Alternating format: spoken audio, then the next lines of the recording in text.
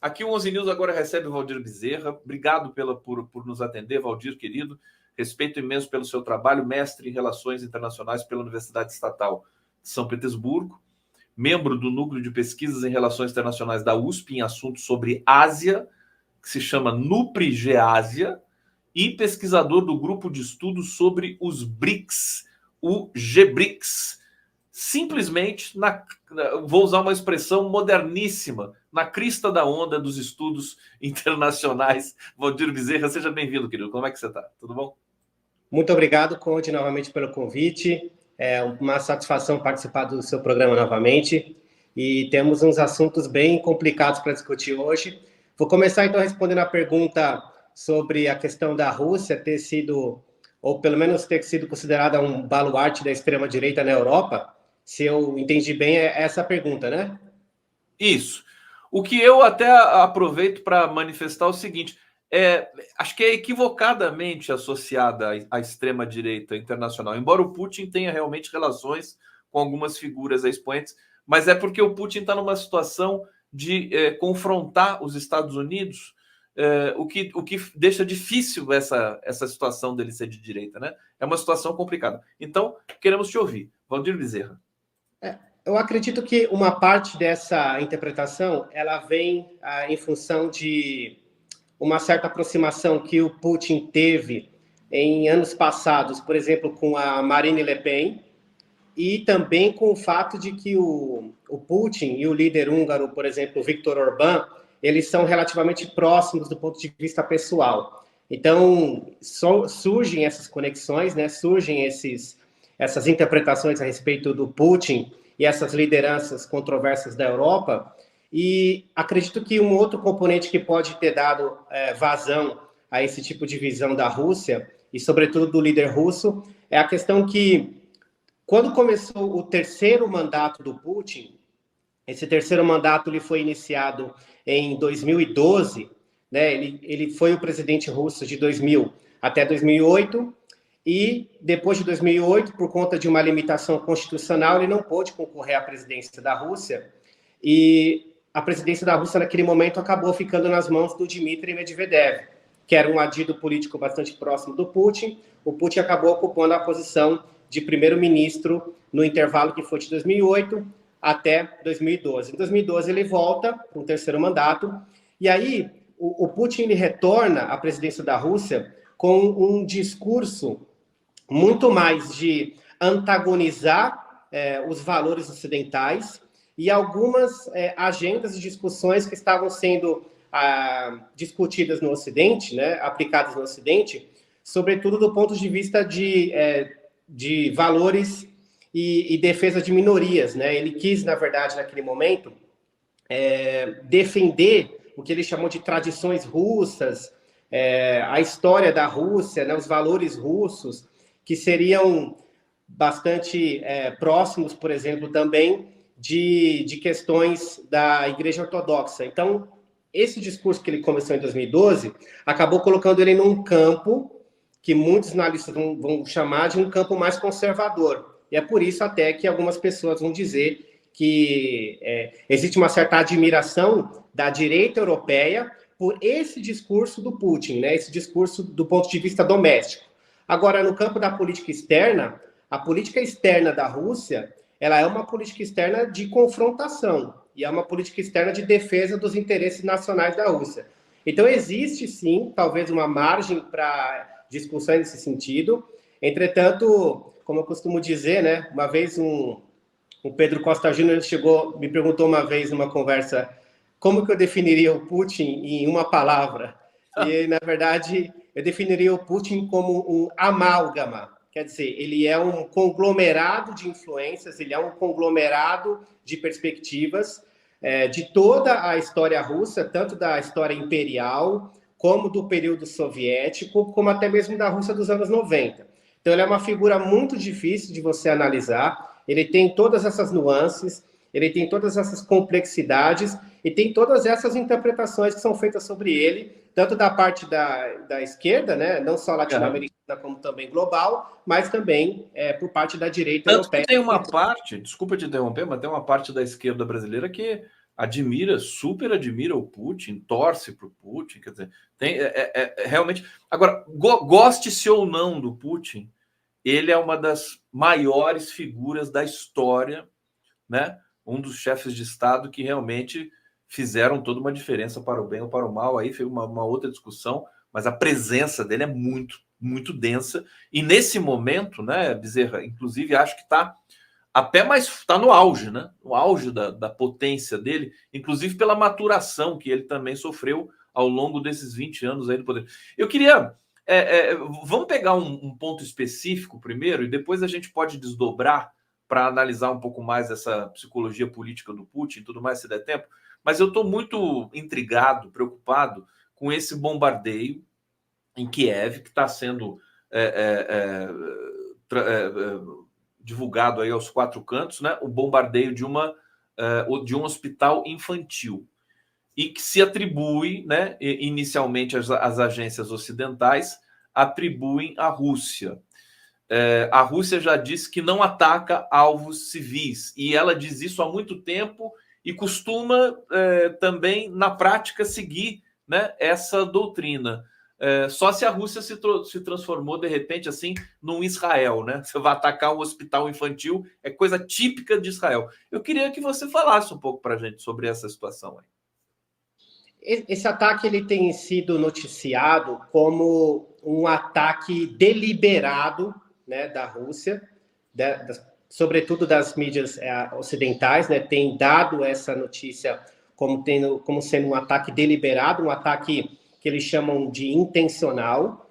E a Rússia, como você bem colocou, na verdade, por meio de declarações do Ministério da Defesa da Rússia, vem afirmando repetidamente que a Rússia não ataca alvos civis. Os principais alvos da Rússia, desde fevereiro de 2022, são, sobretudo, infraestrutura militar, são infraestruturas de defesa, depósitos de armas e afins, né? Alvos que têm alguma relação com as forças, né, militares ucranianas. Quando você sai um pouco da mídia ocidental, que deu esse ataque ao hospital em Kiev como sendo um ataque deliberado da Rússia, e vai para outras mídias não alinhadas, né, a esse discurso, eu, por exemplo, cheguei a checar a Al Jazeera, por exemplo, e cheguei a checar as mídias chinesas por meio da CGTV e chequei também uma mídia indiana, né, The Times of India, para ver como é que eles estão abordando essa questão.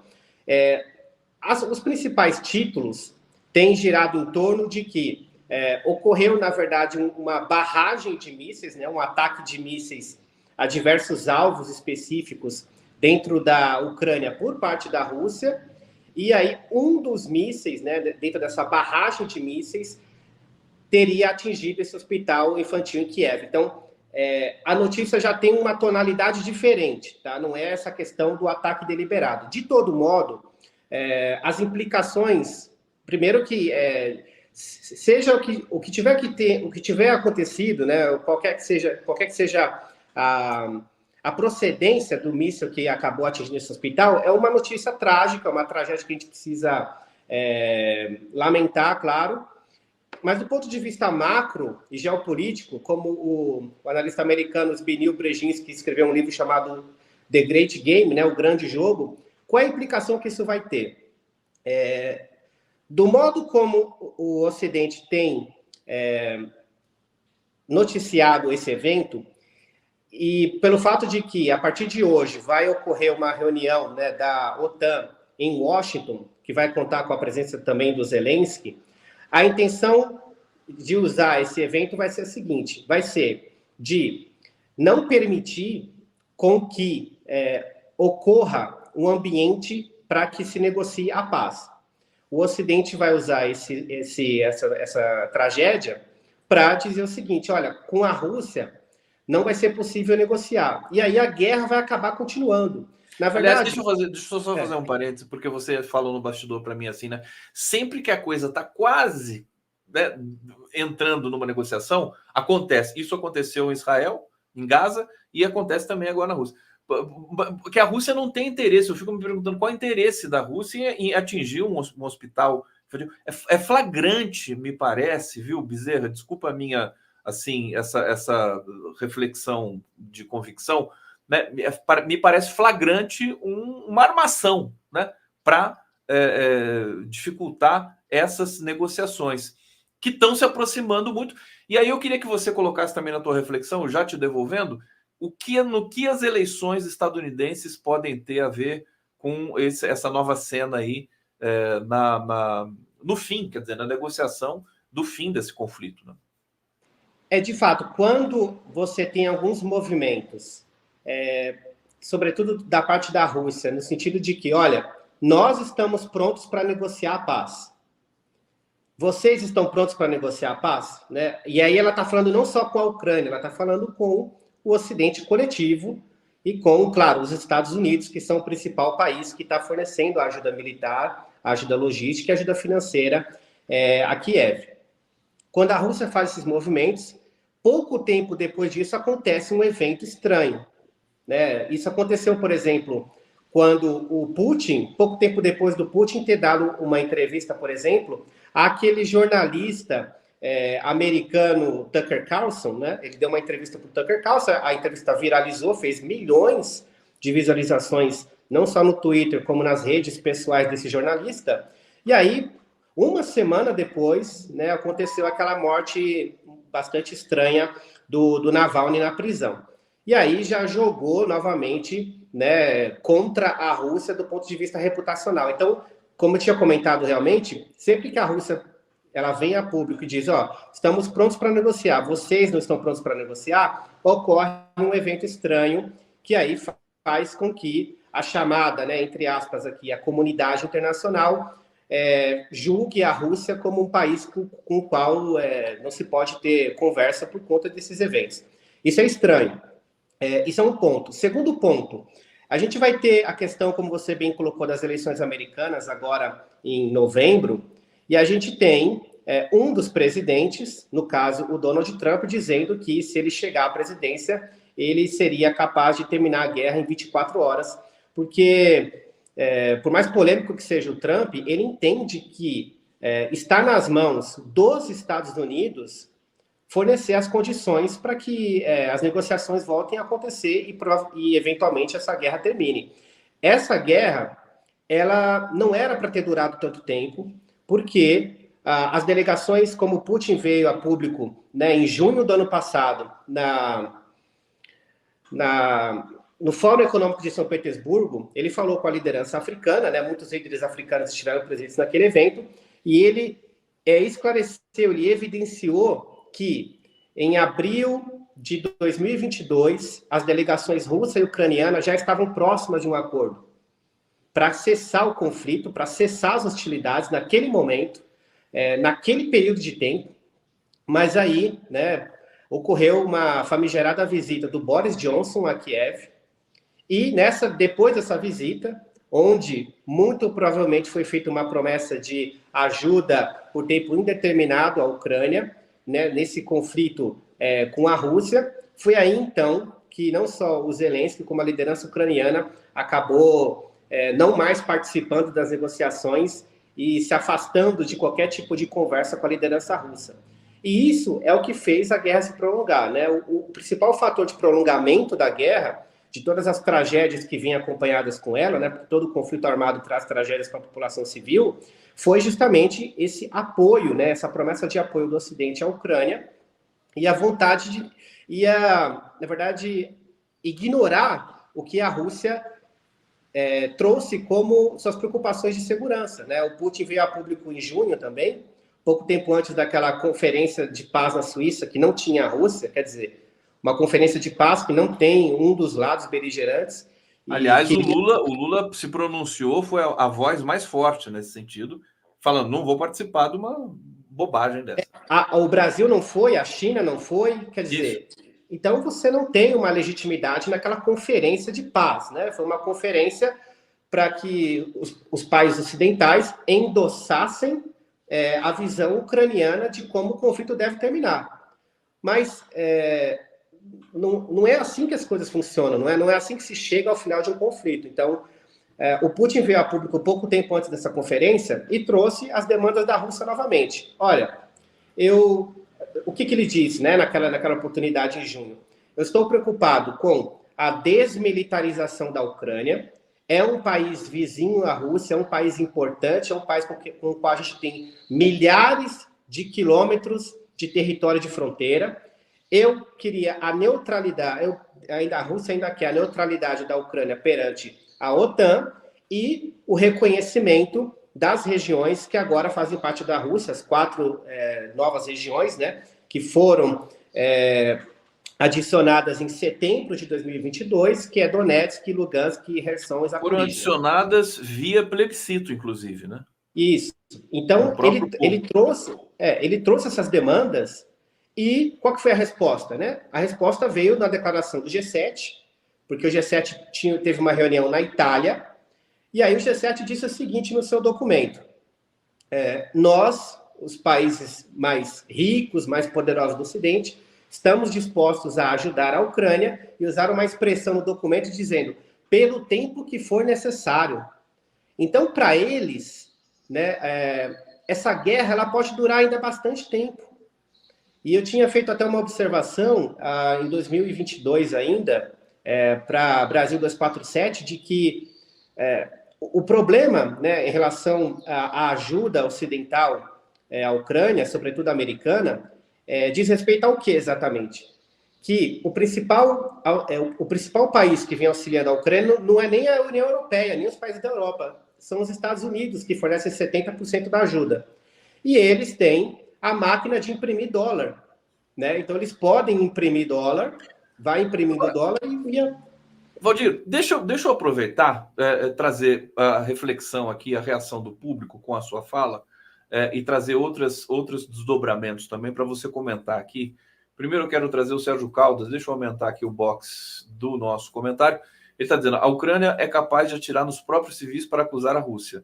Já houve vários relatos disso. Aliás, isso é uma das coisas mais comuns em guerra no mundo todo, desde que o mundo é mundo, né? Soldados covardes do batalhão Azov, na prática, atiram em soldados que se rendem. Elizabeth Belissa está dizendo aqui, Valdir Bezerra faz uma ótima análise, onde você fica muito bem com esses óculos. Muito obrigado aqui. Esses óculos aqui deixam qualquer um bem, viu, Elizabeth? Se o Valdir usar também, vai ficar bom também, Valdir? Você não usa óculos, Valdir? Usa lente? Não, eu usei óculos, mas não um óculos tão estiloso quanto o seu. Não, isso aqui é Lagerfeld, meu querido. Não, tô brincando, não é Lagerfeld coisa nenhuma. Orion Ais está dizendo aqui, false flag, Carlos Filho Silva. Existem filmagens que mostram que o míssil que atingiu o hospital é do sistema de defesa aérea estadunidense, portanto ucraniano. Eu acho que isso deve, né, ser investigado. As agências que investigam também são pouquíssimo confiáveis, né? É uma coisa assim, é um domínio da informação. Tudo que chega para a gente aqui no Brasil, pelas agências ocidentais, no que diz respeito tanto à guerra da Ucrânia quanto o conflito, o genocídio em Gaza, quase tudo sem credibilidade alguma. E a gente fica aguardando. Agora, uma coisa que me chama a atenção é que a Rússia, nesse período todo, ela não se abalou em nada com as sanções, pelo contrário, ela melhorou, fez novos acordos econômicos, assim, inéditos, coisas quase que transcendentais com China, com Irã e tudo mais. O rublo é uma moeda forte, salvo engano, ainda é uma moeda que está muito forte nesse momento. E, assim, isso me leva a crer que o Putin está na seguinte situação. Eu estou tranquilo, se quiser terminar, eu termino, prefiro que termine, mas se quiser que a gente continue também, a gente vai continuar. É mais ou menos isso que está acontecendo, meu querido Valdir Bezerra? A gente tem um lado que está pronto para negociação, que é a Rússia, e tem um lado que não está pronto para negociar, porque há um entendimento de que seria possível vencer a Rússia no campo de batalha, o que já até analistas ocidentais duvidam dessa hipótese, tá? Duvidam dessa possibilidade de que o exército ucraniano consiga vencer a Rússia. Há algumas análises, inclusive, que dizem que a Ucrânia já perdeu a guerra, tá? Ela continua lutando de forma espasmódica, ela continua... É um país completamente arrasado, né? Completamente. Numa guerra, sobretudo quem sofre é justamente a população civil, a infraestrutura local, e aí você tem os interesses geopolíticos grandes por trás, que ou permitem ou aceleram o caminho para sua conclusão ou prolongam o sofrimento humano. Então, a gente tem esses fatores todos que estão presentes no campo de batalha, e ali você teve uma situação em que, né, dentro desse quadro todo, você tem alguns países que entendem que há esse jogo geopolítico no leste europeu já de bastante tempo, né, essa busca por predominância na Eurásia. E aí, o Brasil é um desses países, por exemplo, ele entende que, por um lado, o Brasil condenou, né, as ações russas na Ucrânia, mas, por outro lado, o Brasil entende que o avanço da OTAN, sobretudo, no contexto do pós-Guerra Fria, ele forneceu, né, condições de insegurança extremas para a Rússia. Né? O Brasil está basicamente nessa posição, assim como a China, de um certo modo. E aí, você tem um discurso do G7, que é o núcleo dos países ocidentais mais isolado do restante do mundo. Você tem um mais isolado da maioria global, né, como a Rússia até chama. E aí você entende que, mesmo depois do conflito iniciado em 2022, ocorreram eventos muito importantes que você trouxe na sua fala, que foi um pivô definitivo da Rússia para a Ásia, por meio de uma maior cooperação econômica com a China, redirecionamento dos ativos energéticos que a Rússia vendia originalmente para a Europa, ela direcionou para a China e, sobretudo, para a Índia. E você teve também a expansão dos BRICS. Os BRICS começou na Rússia. Os BRICS começaram em Ekaterimburgo, em 2009. Primeira reunião do grupo BRICS. Inclusive, o Lula estava presente. E o BRICS é um grupo que briga justamente pela multipolaridade. Ele é um grupo anti-hegemônico. E a sua primeira reunião foi aonde? Foi na Rússia, exatamente. E o que aconteceu em 2023, depois da 15ª cúpula na África do Sul, a expansão dos BRICS.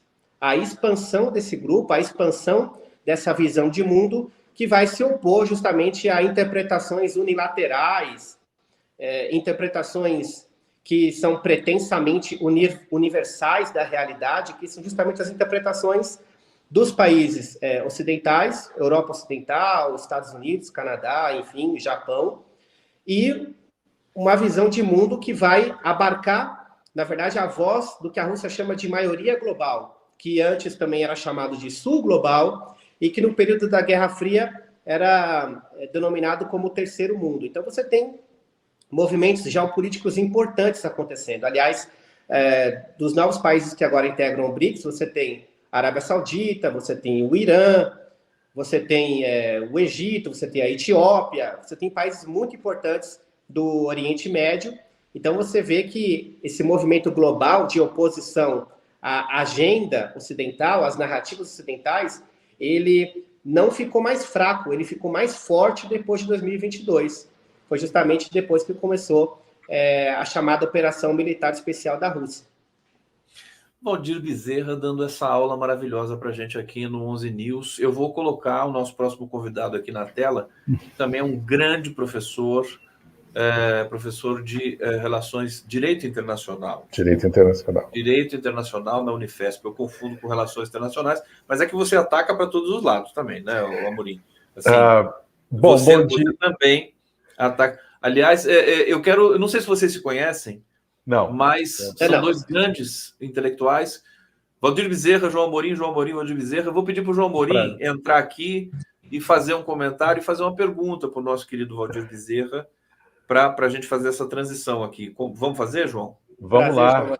Prazer, Valdir, que prazer te ouvir, né? E apenas para esclarecer, eu sou professor de Direito Internacional para e dou aula num curso de Relações Internacionais, por isso que o Conde fez essa gentileza, e que prazer te ouvir, e como é bom ouvir especialista que tem não só o conhecimento teórico, mas o conhecimento presencial, prático, fático, né, de acompanhar múltiplas fontes, de estar, né, presente no local, Valdir. É uma aula que nós estamos tendo aqui, né?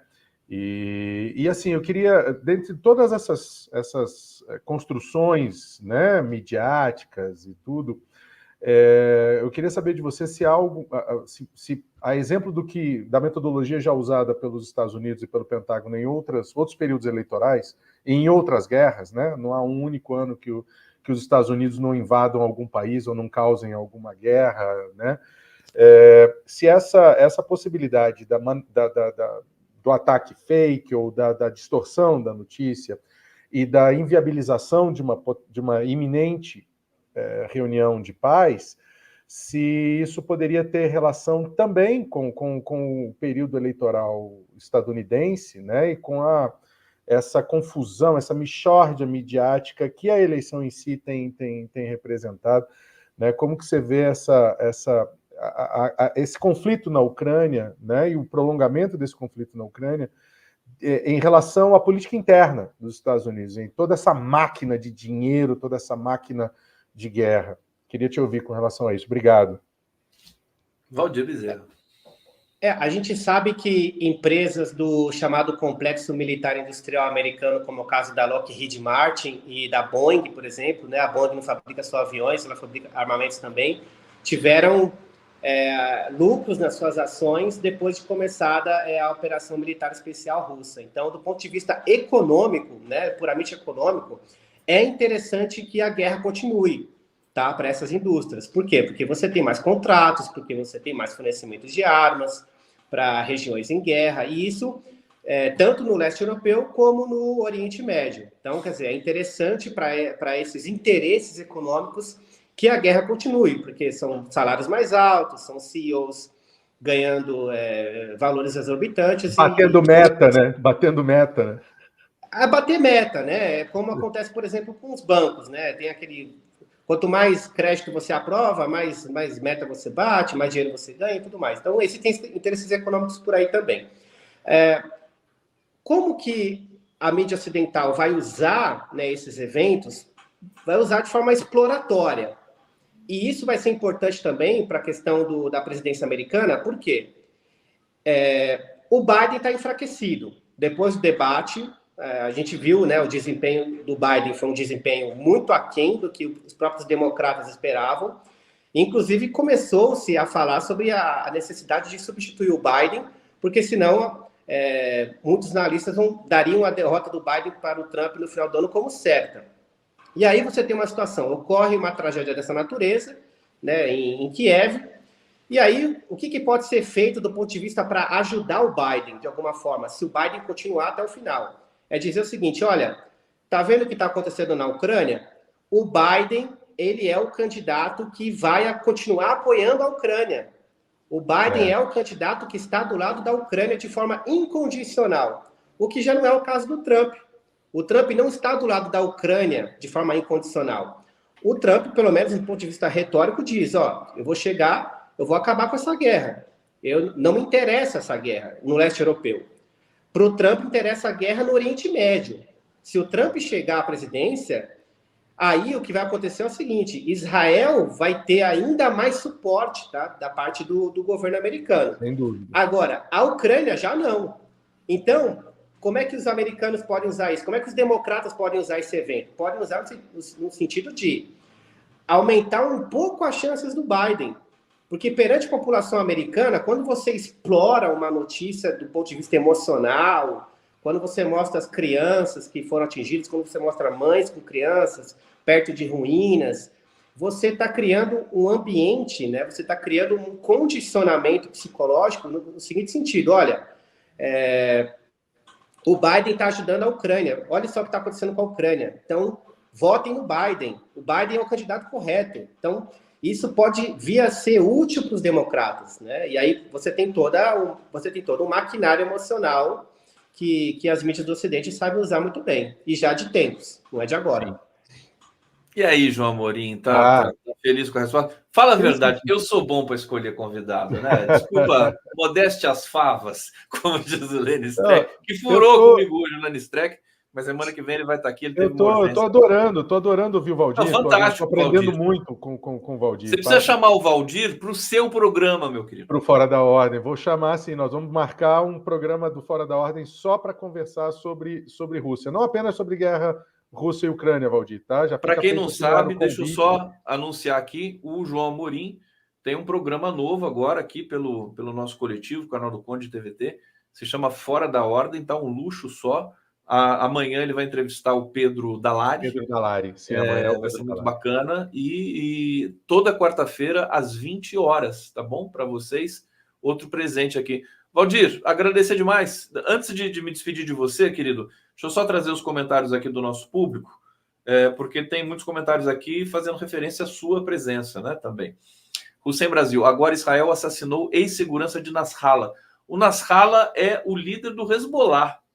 A coisa vai ficar feia, já está feia, vai ficar pior ainda. Obrigado, Hussein. Carla Quinalha, quanta gente fina. Aqui, todo mundo fino. Aqui. Aliás, o mais fino de todos é o Valdir, né? Claro. Porque que é isso? E depois, o segundo mais fino é o João. E já que está quase no limite do grosso, sou eu, porque eu estou falando do tamanho das pessoas. Paulo Mendes, hoje esse programa está chique demais. Parabéns, Conde Comunidade. Vilmar Navarro Júnior, parabéns, Conde, de novo. Obrigado. Elizabeth Beth Andrade, que bom, meu genro chegou. Ela falou quando o João já entrou aqui. Eu não sei o que está acontecendo. Vilmar Navarro, perfeito, Valdir. Mr. T, muito bom, Valdir. Valdir, demais, cara. Obrigado mesmo por estar aqui com a gente, viu? Eu admiro demais o seu trabalho. Felicidade de ter você aqui entre os nossos convidados eventuais. Obrigado pela presença e bom trabalho aí para você. Foi um prazer. Eu que agradeço pelo convite, Conde. Prazer conhecê-lo, João. Muito obrigado pela pergunta, pela interação e pela parceria. Obrigado. E a Maíra Goulart agradeceu, adorou a sua resposta lá, que abriu o nosso debate aqui.